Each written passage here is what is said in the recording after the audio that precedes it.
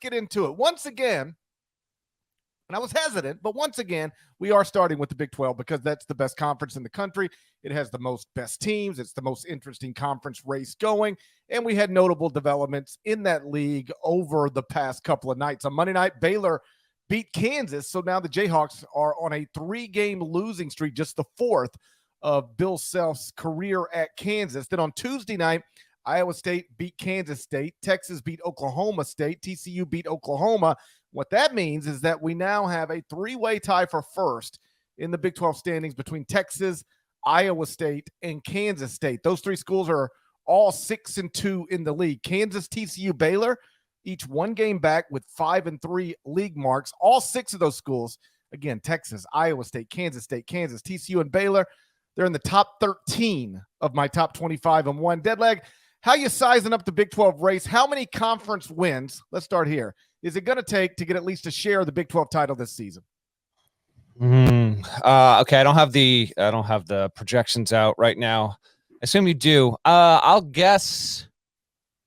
Okay, I'll guess, and I think Nada's got a poll up right now. So everyone watching, hello, smash it, and vote in that poll. I will. Nada, who did you have for the couple things? One, this poll, you have what? Kansas, K-State, Iowa State. Are those 3 teams in the poll right now? That is the 3 teams. I know the TCU fans are going to be upset that I didn't include them, but not yet. TCU is obviously on the board there. TCU will jump back almost definitely into my power rankings on Thursday. The record, I'll guess that it's going to be, 13-7 wins the Big 12 this season. Do you have those projections up in front of you? Well, nobody's going 13-7 because they're going to play they're going to play 18 league games. Okay. so nobody's going 13-7. That's good. How about, okay, so 7 in the loss column. How about 11-7? Is that the most likely outcome for projections right now? Ken Palm currently has it 12-6 as the co-champs, and it is projecting at this moment that the co-champs at 12-6 will be Texas and Iowa State, with Kansas State, Kansas, and TCU finishing 11-7, 1 game back. Those projections obviously change typically change after every new wave of results. So they could look different on Saturday night. But right now, Ken Palm projects that 12-6 will get you at least a share of the Big 12 title. Yeah, Texas isn't on the board in that poll either. Obviously is deserving of that. And we are getting, okay, so to answer the question, yeah, it feels like 12 wins is going to do it. Probably, but I think the most likely outcome is that we see the Big 12 have multiple teams finish atop the league with the same record there. And then they'll figure out tiebreakers for seeding in the Big 12 tournament. But it's a wonderful race at the moment. In Wednesday's court report, I do have a little thing on Baylor as well. 15-5. Talk with Scott Drew briefly on Tuesday as he was actually at his home. Just he picked up the phone. He's like, I'm in the middle of watching Kansas here. I was like, all right, take me through it. And he was just trying to pick up on the intricacies, the smaller stuff there. And Baylor, it's not out of the question. 5-3 right now, just a game behind. Winners of 5 in a row, and now fully healthy there. I do think we are getting. So I was thinking about this last night, GP. I do think, even though this is clearly the best conference in the country, here's another thing that's in today's court report. Someone asked me how many or over under 10 wins in the NCAA tournament for the Big 12 this season. I don't think you've read the court report. Can I trivia time you real quick? You can trivia time me, sure. Trivia time. Okay. So if the Big 12 gets to 7 teams this season, that would match the league record. It's never sent more than 7 in any iteration, has this conference before, but it's done it before, and it's done it 6 times. The first time happened in 2010. Most recently, it happened in 2021. Quickie trivia time. What do you think the record is for the Big 12 for most wins by that league in a single NCAA tournament? Well, you've got multiple years where they get 6, just That's from right. Kansas or Baylor. All right. Yep. So you've got those. So the minimum is going to be 6, and that's obviously not going to be the answer. I'll say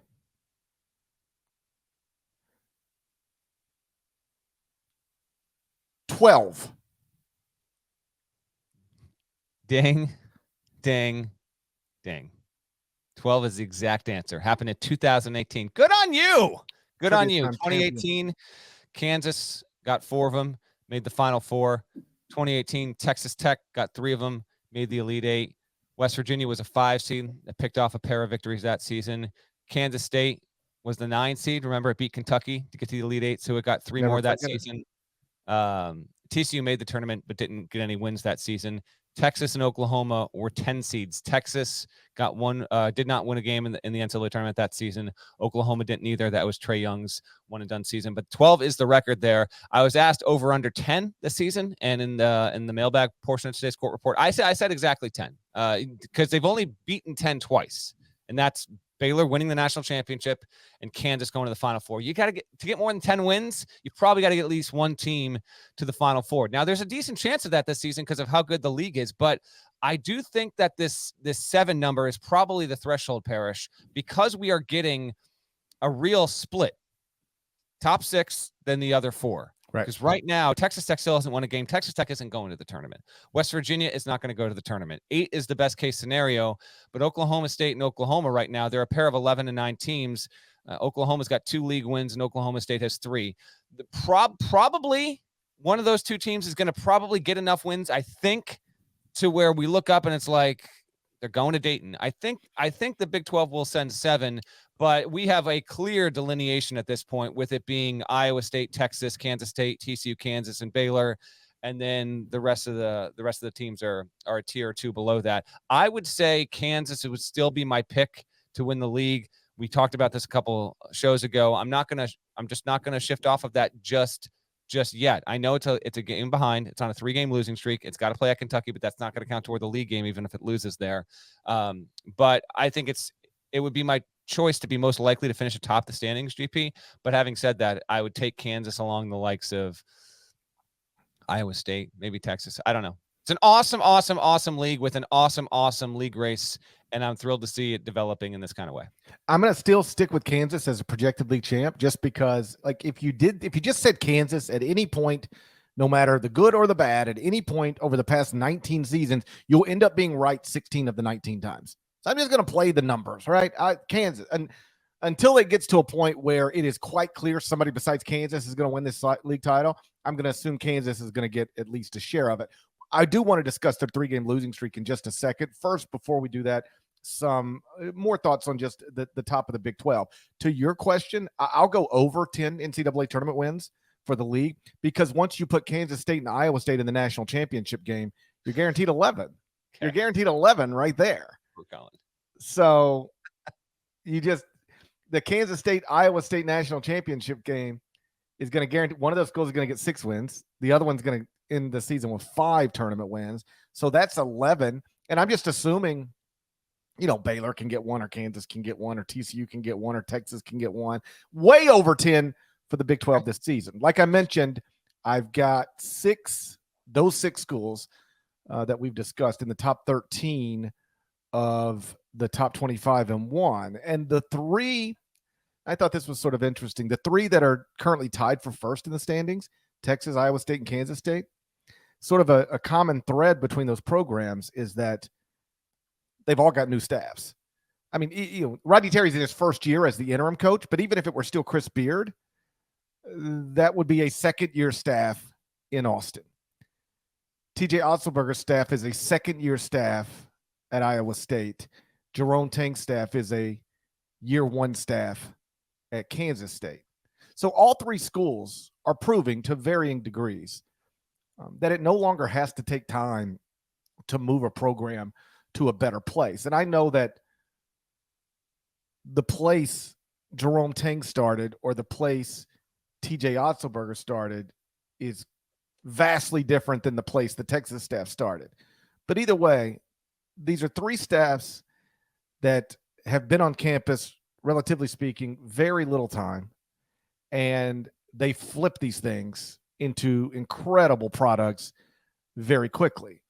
The combination of an always full transfer portal with the one-time transfer waiver with name, image, and likeness opportunities have created a world where rebuilds can take months, not years. Now, it doesn't mean every new coach at every new school is going to flip a bad thing into a good thing overnight as quickly as it's been done at, let's just say, Iowa State and Kansas State. But it does mean it's possible. And it does at least suggest to me that some of the first year and second year coaches who are out there, begging fans or pleading with fans or just asking fans for patience and time. The truth is they're just not being as immediately impactful in their jobs as they perhaps could have been, or at the very least, as immediately impactful as some of their colleagues are being. Most notably right now, TJ Otzelberger and Jerome Tang.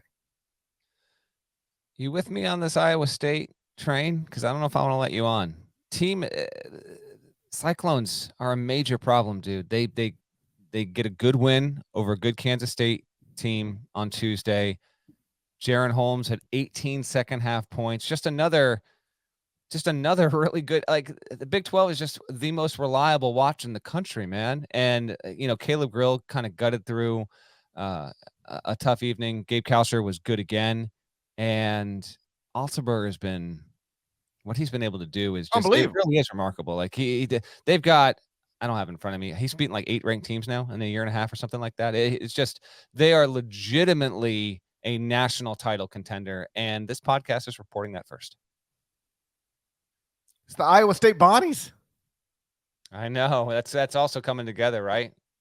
That's been a big development, specifically with Oshuni, because I remember talking to TJ about that in the preseason, and him saying he's going to be good for us, but don't hype him early because I know he's going to need time, and he has needed time. But there's a variety of reasons why they're making it work, but yeah, there's just there's so much to like about what the Cyclones are doing on both sides of the ball. Defensively, they're reliable, but they're getting better on offense. And they actually have, even though they don't rate out points per possession as top shelf, maybe not even second shelf, they actually have the capability and capacity to be streaky and really come after you and get you there. And there isn't a single loss on the docket so far that is concerning. ISU fans might say, listen, it actually is concerning the way that we blew it against Oklahoma State. Fine, I guess, but you were in a low-scoring game. Oklahoma State desperate at home, also good defensively, is what it is. But you take a loss against Kansas only by 2. You lose against Iowa on the road. Not close, I get it. Connecticut, at the time, Connecticut was the best team in the country there. There have been some big gaps, but even I remember talking to TJ after they got beat by UConn in Portland, and it was just kind of a don't like it, but shrug it off. Still love what our team has got here. They went 2-1 in PK 85. I don't think most people are considering. They look at Iowa State competitive in a good conference and they're like, okay, that's a good team. They're going to the tournament. They made the Sweet 16. I'm telling you, they're good enough. They are good enough to make the Final Four. And maybe it's going to take folks a couple more weeks to come around to that. But between Oshuni's development, Holmes playing the way that he has as of late and being a good 3-point shooter. Kalsher can shoot. Caleb Grill obviously can shoot. There is enough there. The question becomes whether or not, on the topic of the greater Big 12 GP, will the conference be benefited in March by all this play? Sometimes I think that gets a little overstated, but I do believe coaches when they say once they get to the tournament, they're like, thank God I'm out of league play. Like, I just want to play anyone but these players and these coaches that I've been scheming against for the past 2+ months. I get all that, but the teams in this league are so good. I can't help but wonder if once they get to March and there is a change of pace, if some of them might wind up, stumbling and not getting the second weekend, because it's an absolute grind, man. You can easily say that Texas, ISU, Kansas, K-State, TCU, and Baylor, I think you can say this. I think they are all Final Four contenders. 6 teams. That's ridiculous. And I can't remember the last time a league had 6. Would you agree or disagree? All 6 Final Four contenders. I think you can make a case for any of them. Well, if you're in the top 13 of my rankings, you are by definition a Final Four contender, and I've got all 6 of those in the top 13. Like I wrote on Wednesday morning, I think any of the 6 can win the Big 12 title. Any of the 6 can still win the Big 12 title, and any of the 6 can make the Final Four. And I'm hesitant to say any of the 6 could actually win a national championship, but agreed. Maybe 3 of the 6 could win a national championship. And to answer your question, am I with you on Iowa State? I don't want to ruin it for the Cyclones. It's over. I don't want to ruin it. Every time I start trying to drive a train, I run it right off the tracks. It's anything, man. It's a tough. Nada informed me before you hopped on. Is it true or is it not true that mere hours before Kansas State played Iowa State, you went on a Kansas State podcast, and then what happened? It's true. Is it true or is it not true? I know we'll get to this, but since I'm rolling here, that we kind of downplayed this Imani Bates season, and then what happened? Oh yeah. Okay. So like last week or in a previous podcast, like within the past week, I was like, "Have you even thought about Imani Bates?" Then he goes out and scores 43. I expressed my loyalty to Quavion. He immediately had to be carried out on a stretcher. All right. Like what? What is going on? What is going on? Podcast is cursed. So I'm hesitant. Because I love TJ. But I do have Iowa State up to number 5 in the top 25 and 1 this morning. It's number 1 Purdue, number 2 Alabama, number 3 Texas, number 4 UCLA, number 5 Iowa State, and then Kansas State, just one spot below the team it lost to on Tuesday night. Real quick on Kansas. 3-game losing streak, only the 4th of Bill Self's time at KU. We are in year 20 of Bill Self at Kansas. And I am not that I still have Kansas in the top 10 of the top 25 and 1 on a 3-game losing streak. Because the resume is just, you cannot find 10 resumes better. They still have, but you can find 10 teams playing better. Can you though? Can you? Are you sure? Are you sure? Because here's the deal. Playing better? 3-game losing streak. 3-game losing streak. All 3 are the teams that I have in the top 15. 2 of them were on the road. 1 was in OT. I thought it was interesting that after the loss at Baylor, Bill said something along the lines of, there are times to have negative reactions with your team. In other words, there are times to like really freak out about your team and wonder, how good are we? Are we, is this thing slipping away from us? He's like, I don't think we're there right now. What I took from that was, by the time we get to the end of this, every Big 12 team is going to take a 3-game losing streak somewhere. Ooh. And I don't know if that's true, but I do believe it's possible. I don't know if it's actually true, but it's undeniably possible. And that's what happened to Kansas. Like getting smacked at home by TCU, obviously that is never supposed to happen. But nothing weird or about losing at Baylor or at Kansas State in competitive games. I guess this is my thing. Bill didn't seem too concerned. And like there are times where Bill has wondered publicly about what's going on with his team, what's going on with a certain player. Like he's not the type who shies away from questioning where his team is at any given moment. And he didn't seem to do that even after a 3rd straight loss. But this is interesting. So next up, as you pointed out, at Kentucky. So to avoid the first 4-game losing streak, that's right, of his career at Kansas, a career that now includes 20 seasons, Bill Self must this weekend beat the team that was preseason number 1 at KenPom in a true road environment. Where's that team now? I don't know. There's Kentucky. I'm looking right now. Nobody is even knows. 29th in KenPom. Kansas is 10th. Kansas will be favored in that game. Let me bring this up. I bet you it is favored in that game on the road. I guess it's a 1-point projection here. Of course. No. Projected to lose. 1 point dog. Okay, there we go. He's a dog. I wonder. That'll be interesting, that line, when that comes up. I wonder if Kansas will actually be a dog when that line pops. Probably because of the 3-game losing streak. Probably will. So listen, if Kansas goes and loses to the team that lost to South Carolina, then we can have a new conversation about Kansas. How about this? I'll put it this way. A 4-game losing streak under these circumstances will concern me. You got to keep them in the top 10. The 3-game losing streak that they have right now doesn't really. I mean, they played 3 good teams, 2 of them on the road, and they've shot poorly from 3 in all 3 of those games. If you do that, if you play those 3 teams and shoot poorly from 3 in all 3 games, a lot of teams would go 0-3 in that stretch. Here's my last question for you.